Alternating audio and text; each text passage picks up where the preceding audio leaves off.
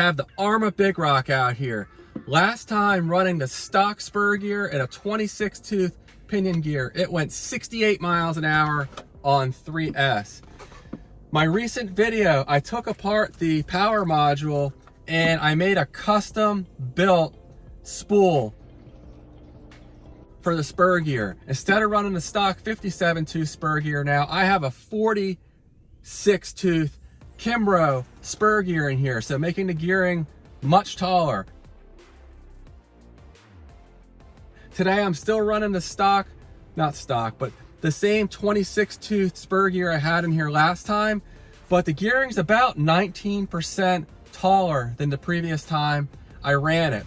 I put a poll in the community section of my channel, and most of you guys thought it would go over 80 miles an hour on 3S. I don't know if it'll be quite that fast, but I'm thinking it might get pretty close to that. So we'll see. Otherwise, the setup is unchanged. I have my ZTW Beast 120 amp ESC. This thing can handle up to 4S, and it's really budget friendly. Link in the video description where you can pick one of these up. They're like 50 or 60 bucks. They're cheap, but bulletproof. I've had this up to 108 miles an hour in my Traxxas Bandit. And I have the Arrma knockoff tires, the tunes on here. These have worked flawlessly for me. Highly recommend these. I don't get any incentive to promote these in any way, but they're just good, cheap tires. You just have to glue them. And yeah, those who have been watching my channel know I don't love this Big Rock. It's had one problem after another, and the only thing I found it does well is once you lower it and put some speed run tires on it, it's a lot of fun as a speed run truck. It handles well, and I do have a different receiver in here. Actually, I'm running a receiver that'll give me much better range with a gyro, and we'll see how that helps. But I think the combination here should make this nice and stable. Now the road's wet this morning. I don't know how well it's gonna go. Hopefully I can ease into this thing and get enough traction for a 3S run. That's why I didn't want to do 4S, and you know, we'll be out here again to run it on 4S. The wind is really starting to pick up, so I'm gonna go ahead and try this 3S run here. Hopefully I can get a clean run in without too many headaches here. I'm running the Liperior 3S 65C 5000 milliamp hour LIPO. Okay, I have both GPS units on here. The Navi hood will probably read about 2.5 miles an hour, 2 miles an hour, so slower than the GNSS. The GNSS is known as being, of course, one of the most accurate GPSs on the market. So start, and we're getting signal and it's reading. The road is wet, at least damp, so this may not go well, but only chance I have this weekend to get this thing out here, so I'm gonna give it a shot. All right, we're gonna ease into this thing.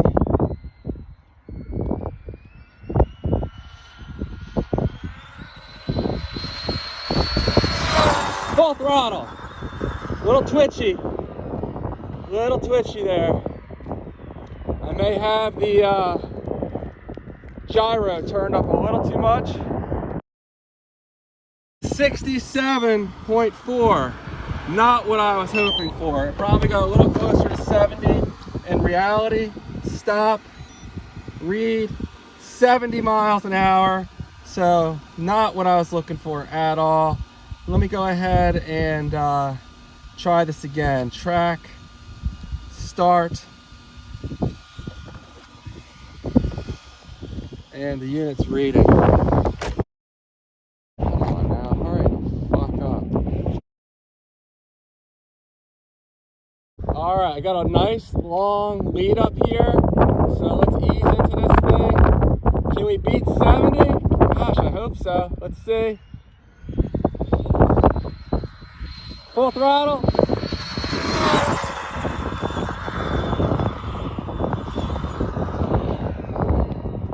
That's gonna be it.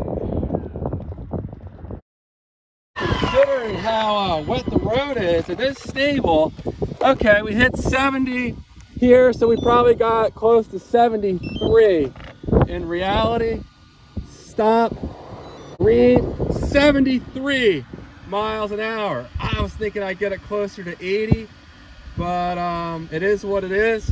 I'm having way too much fun though, so can't stop here. We're gonna do one more run. But I think the speed's gonna start dropping off here.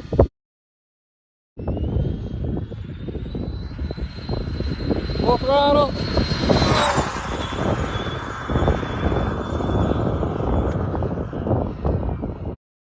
This thing is running great. I do need to make the brakes a little stronger though. 69, so probably closer to 72. Stop, read, okay, 71.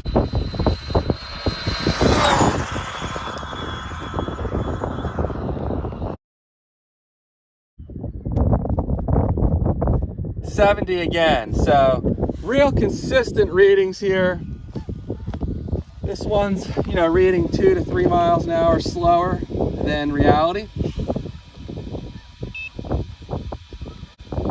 Now what I'm going to do is accelerate up to about 50 miles an hour, give or take, and then slam on the brakes and see which one has the better refresh rate. The GNSS should refresh 10 times a second. I'm not sure about that L4. It may be significantly slower. It's amazing how this picks up just the smallest movement. It's incredible. Anyway, I'm gonna go ahead now and, like I said, start up to about 50. So I'm gonna accelerate quickly, hit the brakes.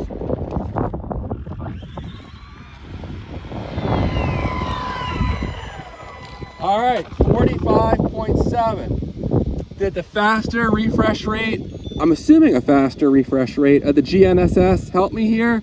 Yes, look at that, 50. Let's see if we can duplicate this. So we're gonna go ahead and hit start. We're tracking. I'm gonna clear out the L4. I'm trying to keep the camera out of the wind. I apologize for the wind noise.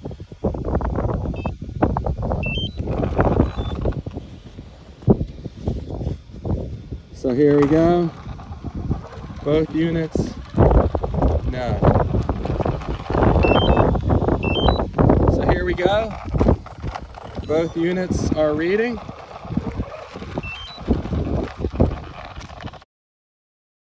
All right, so we're accelerating pretty briskly and hit the brakes.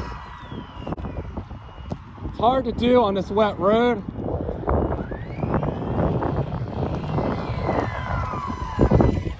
So 45.5 versus 51. So again, like a 6 mile an hour difference. So this L4 is a great GPS if you're looking to use it on a bike, but at higher speeds, the speed rating is not accurate and the refresh rate is too slow. So very interesting stuff there. These GNSS GPS units are the gold standard in speed running. I can't help myself. I threw a half-charged 4S battery in here, and let's see if we can actually run. I love the chase and the hunt. I set the pace when I'm running. I always take what I want and I always give it 100. Don't need a bank, no I'm funded. Play the game like it's nothing. I'm always thankful for something. Don't take for granted. Stay humble. Oh my goodness. We'll call it quits there. I don't know if you're going to see that in slow motion, but it's starting to come off the ground. There's a strong crosswind here, and that could have ended really badly. Got a little over 70, it looks like. I bet because I was still accelerating. The other GPS may have read closer to 75, but let's see. Stop, read, 71. So yeah, no sense in pushing my luck anymore. All right, well, it is what it is. I was hoping for a little faster than that. I think my best was 73 miles an hour on 3S, which not bad, but I'll get the 4S pack in here. I'll try to go a little taller with the gearing. I can go with like a 31 or a 34 tooth, maybe even a 37 tooth pinion gear. But as slow as this went today, I'm wondering if this motor's kind of maxing out here with the amount of power it can, you know, provide. That might be the problem. So I can always put a different ESC in here though. I have a ZTW 150 amp ESC. It's only a little more expensive than this one, but it can run 5 and 6S. So, you know, plenty more to throw at this in the future, and it will get to 100 plus miles an hour one way or another. But, you know, above 70 miles an hour on 3S, not bad. I'll take it. And, you know, I'll be out here again soon. Thanks for watching, and I'll see you guys on the next one. Take care.